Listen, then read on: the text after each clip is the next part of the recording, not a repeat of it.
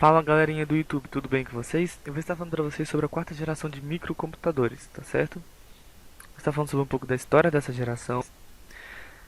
A quarta geração teve início em 1971, com o primeiro lançamento da Intel de microprocessador, que foi o Intel 4004, tá certo? Desde essa época já possuía os circuitos integrados, que seriam aquelas placas de silício, tá certo? Aquelas placas miniaturas que possibilitavam agregar os componentes pequenos, tá certo? Bem menores e diminuindo o tamanho das máquinas. A internet naquela época foi criada em 1969 pela ARPANET, inicialmente com 4 nós. Deu início à teleinformática que atualmente utilizamos ela hoje, tá certo? Os nós eram interligados com links de 50 KB por segundo, velocidade muito lenta, porque eles não tinham estrutura nem capacidade para um link de maior acesso, tá certo?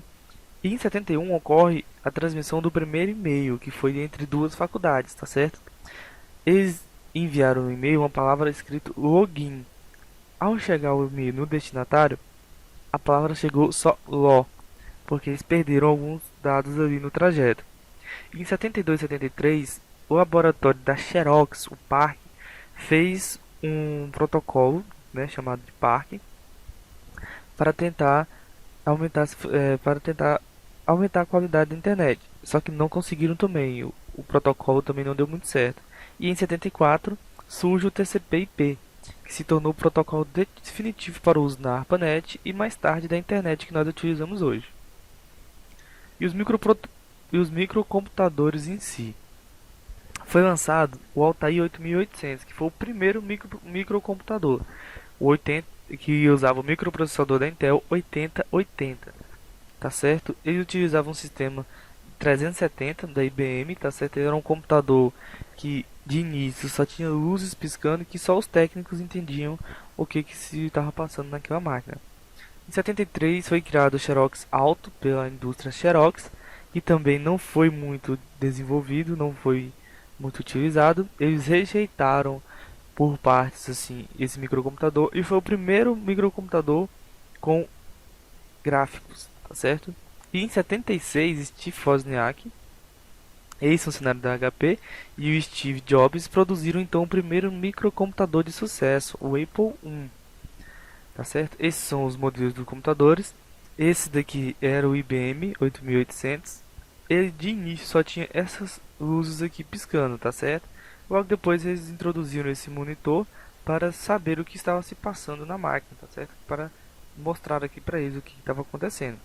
Esse daqui foi o Xerox Alto, que foi o microcomputador meio que rejeitado pela Xerox, tá certo? Depois surgiu o Apple I, um computador rústico, tá certo? Esse foi o Apple I de verdade, um computador muito rústico, que ele mostrava nesse monitorzinho aqui o que estava se passando, o que estava acontecendo com ele, tá certo? Feito em oficinas, em oficina da residência do Steve Jobs, tá certo?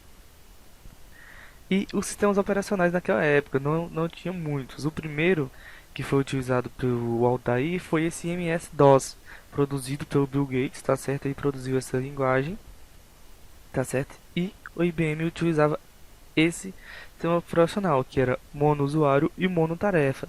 Só podia um usuário estar conectado e apenas uma tarefa. Se porventura fosse fazer outra tarefa, fechava uma e inicializava outra. Mais para frente surgiram os monousuários e os multitarefas, e já foi da Apple macOS, que ele poderia abrir janelas, e a Microsoft Windows, tá certo? E também foi o sistema de janelas. E por último vieram os sistemas multiusuários, que é o Unix, o Linux, né, que foi desenvolvido através do Unix, e o Windows NT. Foram os primeiros aí sistemas operacionais que utilizaram multi-usuários. Aí tá um pouco da referência para vocês de onde eu tirei esse conteúdo, tá certo? Eu sou aluno da Faculdade Católica do Tocantins, me chamo Felipe dos Santos Borges, curso Sistema da Informação no primeiro período.